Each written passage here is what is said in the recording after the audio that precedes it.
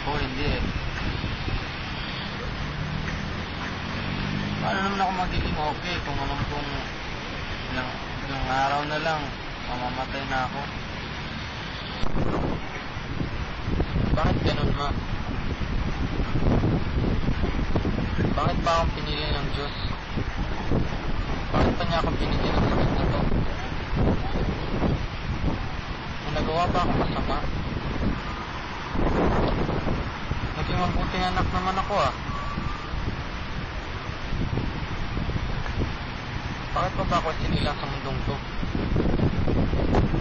Ngunit lang din ako ng ganun kabilis. Paano na si Tay?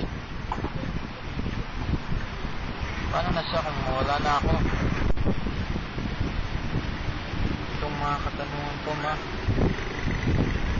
ang laging bumabagabag sa aking isipan. Hindi ko na alam kung anong dapat kong paniwalaan. Kung sinong dapat kong pagkatiwalaan. Kung kayo nandito, ma, ano kayong sasabihin niyo sa akin? Babatukan niyo ba ako? Sana naman wag ganoon na. Bro, kailangan ko lang ng panahon para mag-isip-isip kung ano dapat kong gawin.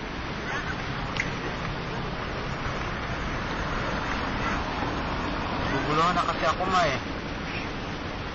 Dapat ba akong maging masaya dahil magkakasama na tayo o dapat ako maging malungkot dahil iwan ko na si Itay pati mga pangarap ko.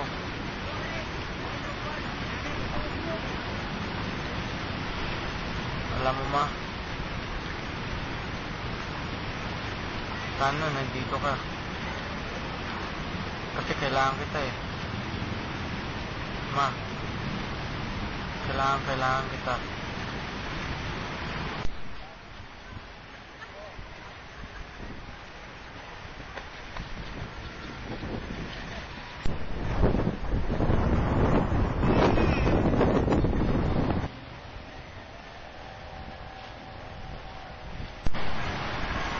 Galit ka pa ba?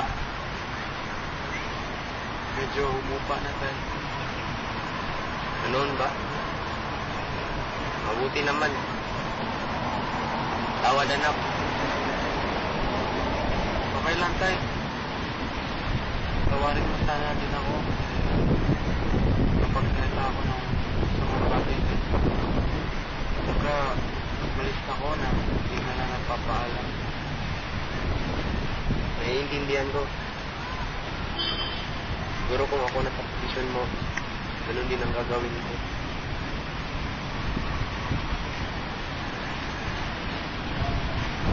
Sana, Tay, sinabi niyo na ng maaga. Natatanggap ko naman eh. Sabihin ko naman sana eh.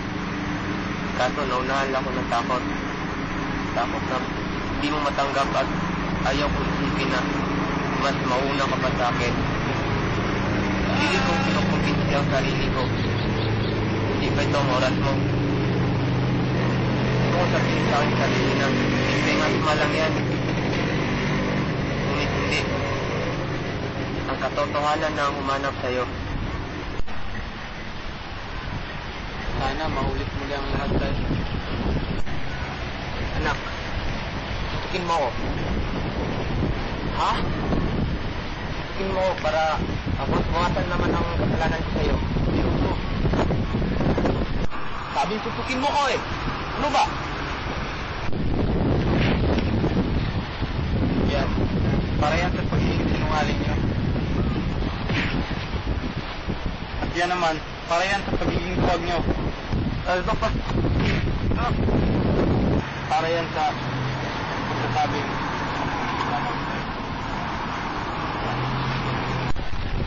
klase ka rin magpasalamat mo. Ayun na ba ang bagong pagpapasalamat ngayon? Tay. Tandaan ko yan. Tay, kayo may sabi, suntukin ko kayo. Kala mo, ang taas ng lagnat mo. Tara, uwi na tayo. Kaya nga, pagod na ako.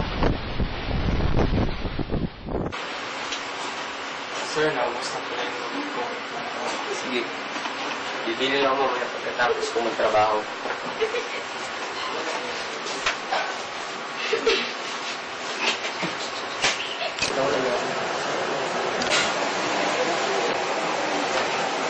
Sir, ingat po. Sige, tumawag ka na lang kung may kailangan ka o kung may hindi ka nais-nais na nararamdaman. Yes, sir.